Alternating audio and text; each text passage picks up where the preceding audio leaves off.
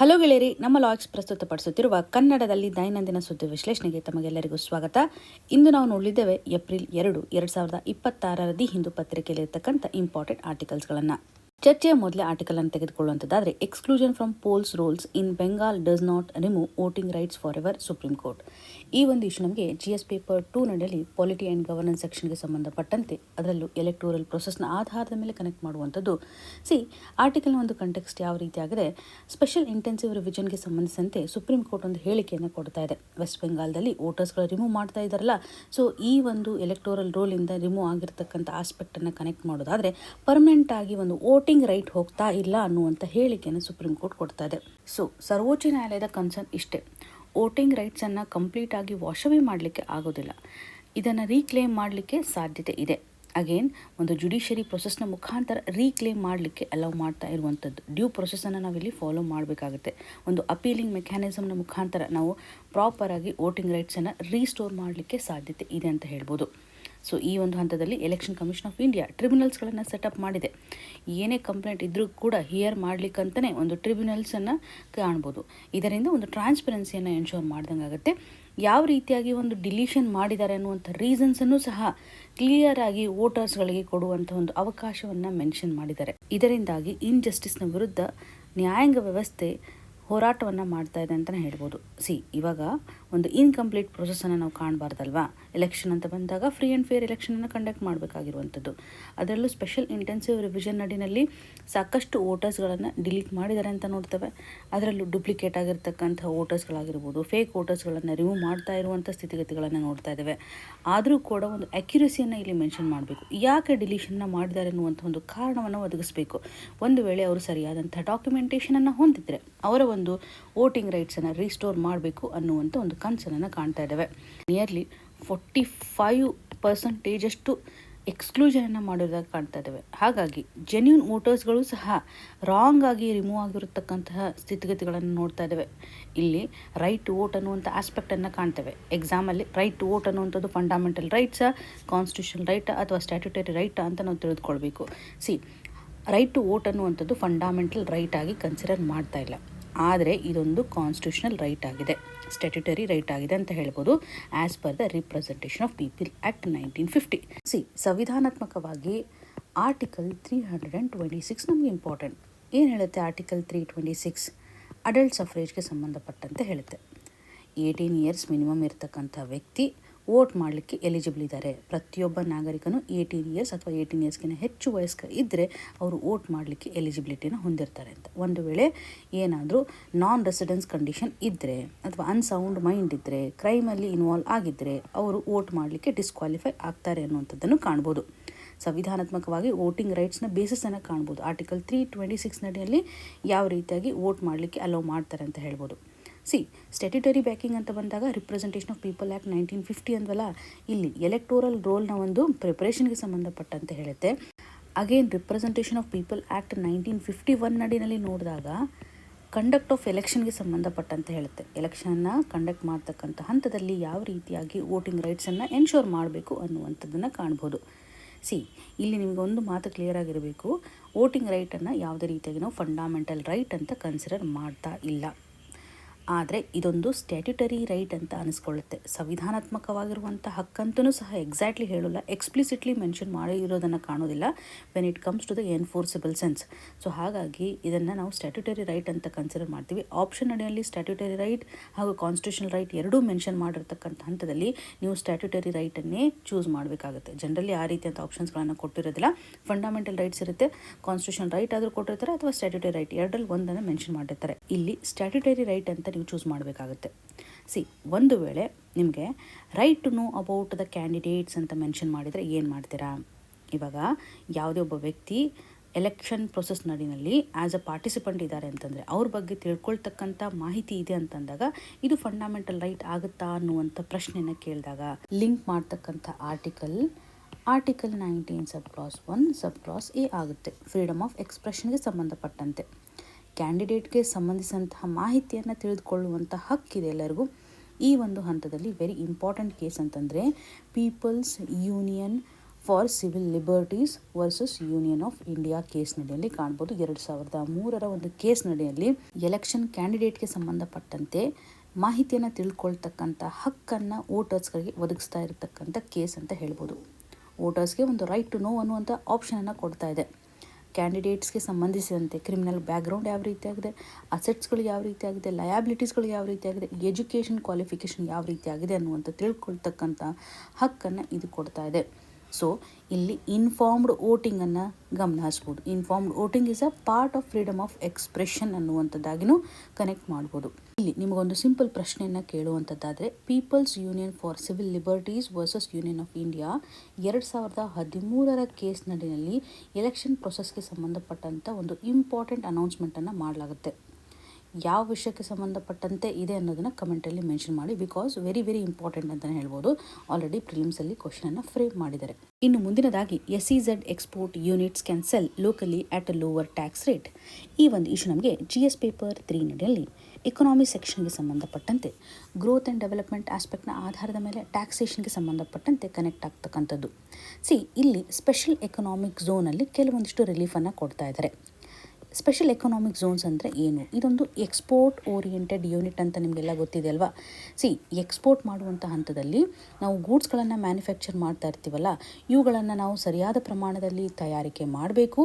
ಹಾಗೂ ಎಕ್ಸ್ಪೋರ್ಟ್ ಮಾಡ್ತಕ್ಕಂಥ ಹಂತದಲ್ಲೂ ಸಹ ಟ್ಯಾಕ್ಸ್ ಲೆವೆಲಲ್ಲಿ ಸ್ವಲ್ಪ ರಿಲೀಫನ್ನು ಕೊಟ್ಟಿದ್ದೆ ಆದರೆ, ಕನ್ಸೆಷನ್ಸ್ಗಳನ್ನು ಕೊಟ್ಟಿದ್ದೆ ಆದರೆ ಭಾರಿ ಪ್ರಮಾಣದಲ್ಲಿ ನಾವು ಎಕ್ಸ್ಪೋರ್ಟನ್ನು ಮಾಡಲಿಕ್ಕೆ ಸಾಧ್ಯತೆ ಇದೆ. ಎಕ್ಸ್ಪೋರ್ಟನ್ನು ಇವತ್ತು ನಾವು ಸರಿಯಾಗಿ ಮಾಡ್ತಾ ಇದ್ದೀವಿ ಅಂತಂದರೆ ಟ್ರೇಡ್ ಆ್ಯಕ್ಟಿವಿಟೀಸ್ಗಳು ಚೆನ್ನಾಗಿ ಆಗ್ತವೆ. ಟ್ರೇಡ್ ಸರಿಯಾಗಿ ಆಗ್ತಾ ಇದೆ ಅಂತಂದರೆ ಡೆಫಿಸಿಟ್ಟು ಕಡಿಮೆ ಆಗ್ತಾ ಬರುತ್ತೆ ಆಟೋಮೆಟಿಕಲಿ. ಬಿಕಾಸ್ ಇಂಪೋರ್ಟು ಸಹ ಕಡಿಮೆ ಆಗುತ್ತೆ ಅಂತ ಹೇಳ್ಬೋದು. ಇಂಪೋರ್ಟ್ ಕಡಿಮೆ ಇದೆ, ಎಕ್ಸ್ಪೋರ್ಟ್ ಜಾಸ್ತಿ ಮಾಡ್ತಾ ಇದೆ ಅಂತಂದರೆ ಟ್ರೇಡ್ ಸರ್ಪ್ಲಸನ್ನು ಹೊಂದಲಿಕ್ಕೆ ಸಾಧ್ಯತೆ ಇದೆ. ಹಾಗಾಗಿ ಸ್ವಲ್ಪ ರಿಲೀಫನ್ನು ಇಲ್ಲಿ ಕೊಡ್ತಾ ಇದ್ದಾರೆ.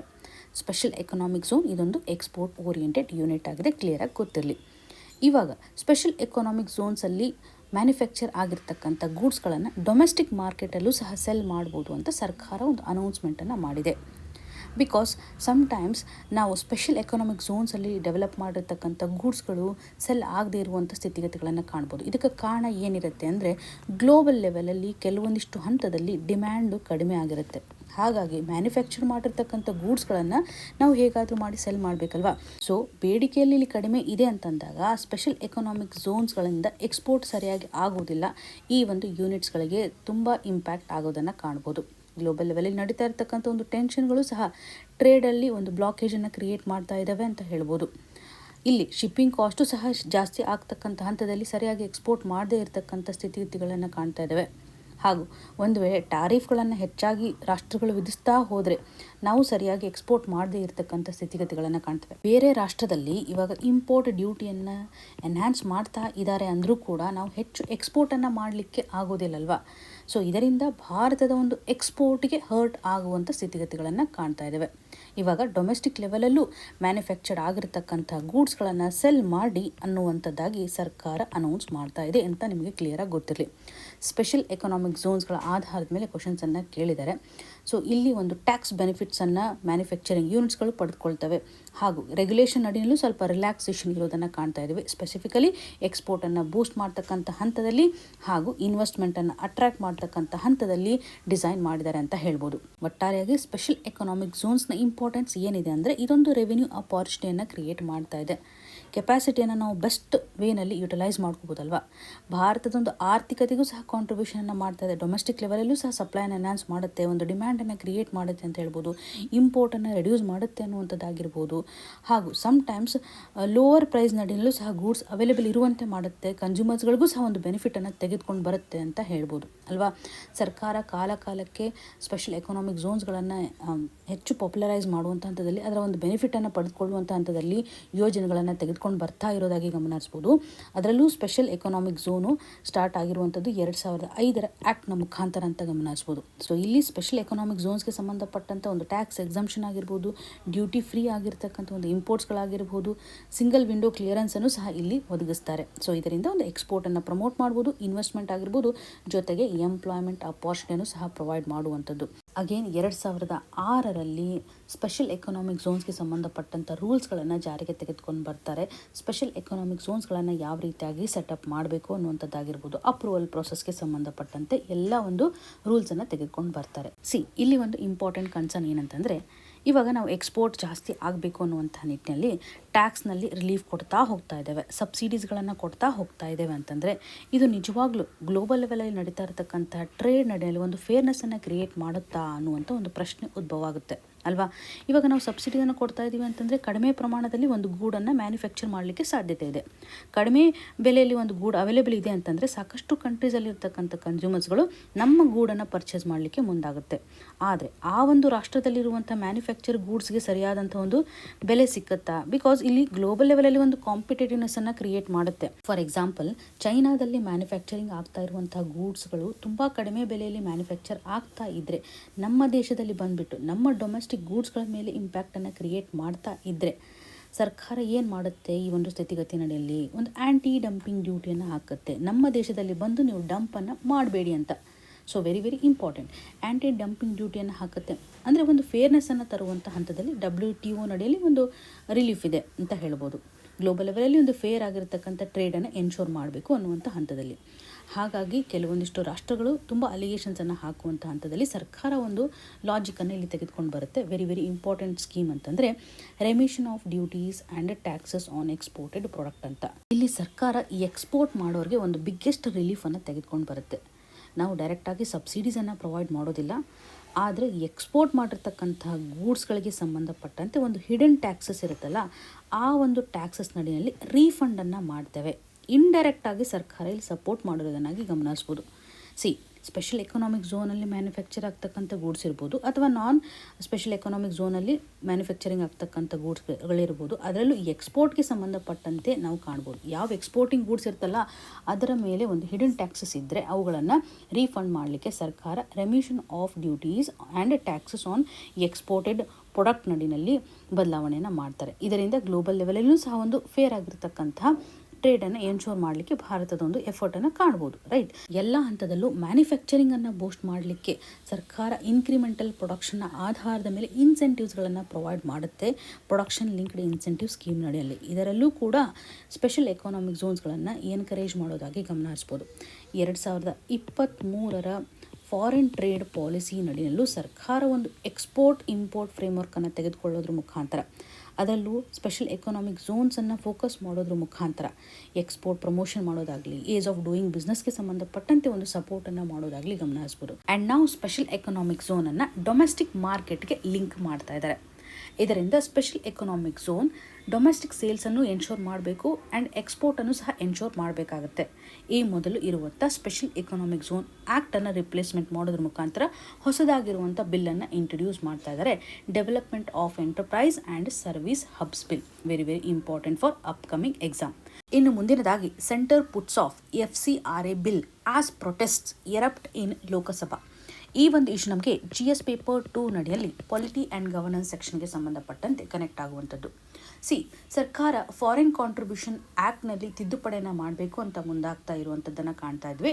ಇವಾಗ ಪೋಸ್ಟ್ಪೋನ್ ಮಾಡ್ತಾ ಇದ್ದಾರೆ ಬಿಕಾಸ್ ಪ್ರೊಟೆಸ್ಟ್ ನಡೀತಾ ಇದೆ ಅಂತಲೇ ಹೇಳ್ಬೋದು. ಇಲ್ಲಿ ಕನ್ಸರ್ನ್ಗಳು ಯಾವ ರೀತಿ ಆಗಿದೆ, ಈ ಮೊದಲು ಯಾವ ರೀತಿಯಂಥ ರೆಗ್ಯುಲೇಷನ್ಸನ್ನು ಮಾಡಿದರೆ ಅನ್ನೋದರ ಆಧಾರದ ಮೇಲೆ ನಾವು ಎಕ್ಸಾಮಿನೇಷನ್ ಪರ್ಸ್ಪೆಕ್ಟಿವಲ್ಲಿ ವೆರಿ ಇಂಪಾರ್ಟೆಂಟಾಗಿ ಕನ್ಸಿಡರ್ ಮಾಡ್ಬೋದು. ಯಾಕೆ ಇದು ಇಂಪಾರ್ಟೆಂಟ್ ಆಗುತ್ತೆ, ಸರ್ಕಾರದ ಒಂದು ಕನ್ಸರ್ನ್ ಏನಿದೆ ಅಂತ ನಾವಿಲ್ಲಿ ತಿಳ್ಕೊಳ್ಬೇಕಾಗುತ್ತೆ. ಫಾರಿನ್ ಕಾಂಟ್ರಿಬ್ಯೂಷನ್ ಅಂತ ಬಂದಾಗ ಒಂದು ರೆಗ್ಯುಲೇಷನ್ ಮಾಡಬೇಕು ಅನ್ನುವಂಥ ನಿಟ್ಟಿನಲ್ಲಿ ಫ್ರೇಮ್ವರ್ಕನ್ನು ತೆಗೆದುಕೊಂಡು ಬರಲಿಕ್ಕೆ 1976ಇಂದ ಸ್ಟಾರ್ಟ್ ಆಗಿದೆ. For the first time foreign contribution ಅಂತ ಬಂದಾಗ ರೆಗ್ಯುಲೇಷನ್ ಮಾಡಬೇಕು ಅಂತ ಒಂದು ಲಾವನ್ನು ತೆಗೆದುಕೊಂಡು ಬರ್ತಾರೆ. ಇದಾದ ನಂತರ 2010ರಲ್ಲಿ ಒಂದು ಕಾಂಪ್ರಿಹೆನ್ಸಿವ್ ಆಗಿರುವಂಥ ಆ್ಯಕ್ಟನ್ನೇ ಜಾರಿಗೆ ತೆಗೆದುಕೊಂಡು ಬರ್ತಾರೆ. ನಮಗೆ 2022ರಲ್ಲಿ ಮಾಡಿರ್ತಕ್ಕಂಥ ಒಂದು ತಿದ್ದುಪಡಿಗಳು ಇಂಪಾರ್ಟೆಂಟ್ ಆಗುತ್ತೆ. ಫಾರಿನ್ ಕಾಂಟ್ರಿಬ್ಯೂಷನ್ ರೆಗ್ಯುಲೇಷನ್ ಆ್ಯಕ್ಟ್ನ ಪ್ರಕಾರ ಮ್ಯಾಂಡೇಟರಿ ರಿಜಿಸ್ಟ್ರೇಷನನ್ನು ಮಾಡಬೇಕಾಗುತ್ತೆ. ಫಾರಿನ್ ಫಂಡನ್ನು ರಿಸೀವ್ ಮಾಡಬೇಕು ಅನ್ನುವಂಥ ಇಚ್ಛೆಯನ್ನು ಹೊಂದಿದ್ರೆ NGO ಆಗಿರ್ಬೋದು, ಆರ್ಗನೈಸೇಷನ್ ಆಗಿರ್ಬೋದು, ಇಂಡಿವಿಜುವಲ್ ಆಗಿರ್ಬೋದು, ಮ್ಯಾಂಡೇಟರಿ ರಿಜಿಸ್ಟ್ರೇಷನನ್ನು ಮಾಡಬೇಕಾಗುತ್ತೆ. ಹಾಗೂ FCRA ನಡಿನಲ್ಲಿ ಒಂದು ಅಕೌಂಟನ್ನು ಓಪನ್ ಮಾಡಬೇಕಾಗುತ್ತೆ. ಹೊಸದಾಗಿರುವಂಥ ಒಂದು SBI ಅಕೌಂಟನ್ನು ಅವರು ಓಪನ್ ಮಾಡಬೇಕಾಗುತ್ತೆ. ಆ ಒಂದು ಅಕೌಂಟ್ ಮುಖಾಂತರ ಮಾತ್ರ ಅವರು ಫಂಡನ್ನು ರಿಸೀವ್ ಮಾಡ್ತಾ ಇರುವಂಥದ್ದು. ಹಾಗೂ ಮನಿಯನ್ನು ಎಷ್ಟರ ಮಟ್ಟಿಗೆ ಅವರು ಯುಟಿಲೈಸ್ ಮಾಡ್ತಾರೆ, ಯಾವ ರೀತಿಯಾಗಿ ಮನಿಯನ್ನು ಸ್ಪೆಂಡ್ ಮಾಡ್ತಾರೆ ಅಂತ ಪ್ರಾಪರ್ ಆಗಿರುವಂಥ ರೂಲ್ಸನ್ನು ಫಾಲೋ ಮಾಡಬೇಕಾಗುತ್ತೆ. ಅಂದರೆ ಸ್ಟ್ರಿಕ್ಟ್ ಆಗಿರುವಂಥ ಒಂದು ಗೈಡ್ಲೈನ್ಸ್ಗಳನ್ನು ಫಾಲೋ ಮಾಡುವಂಥದ್ದು.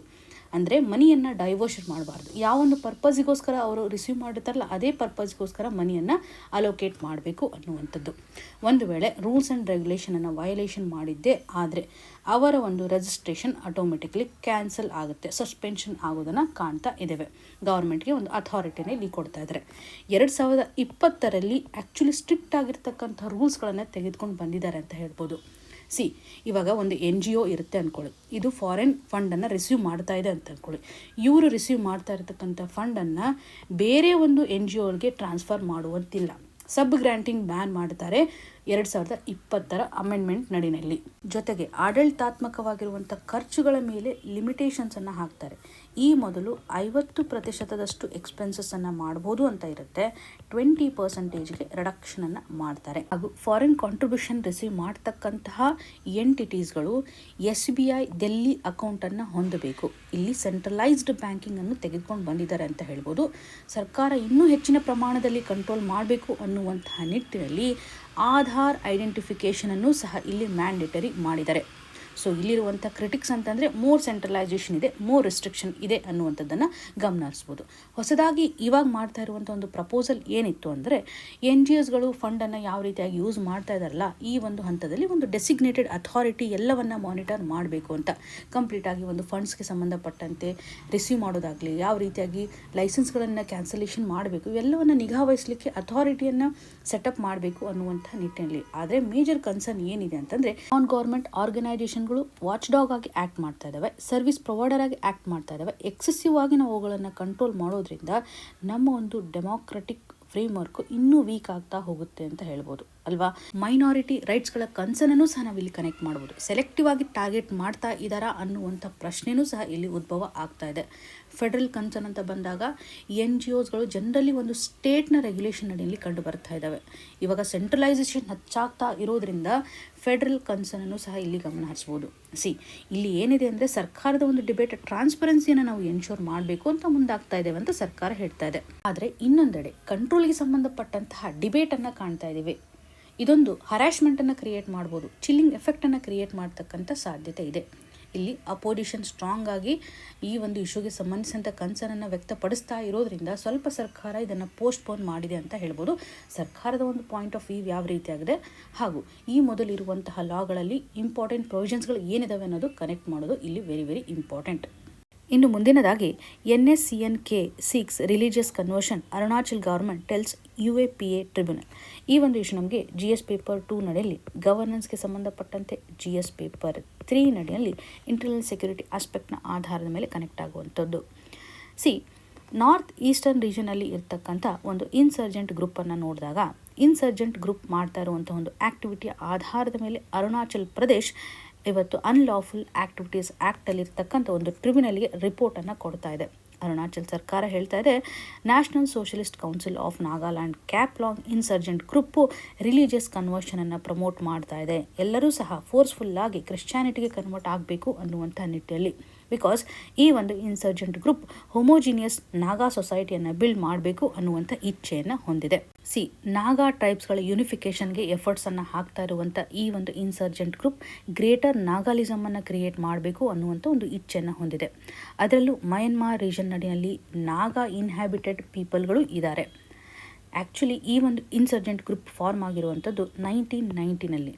ಈ ಮೊದಲು ನಾವು ನಾರ್ತ್ ಈಸ್ಟರ್ನ್ ನಡೆಯಲ್ಲಿ national socialist council of Nagaland ಅಂತ ನೋಡ್ತಾ ಇದ್ದೇವೆ.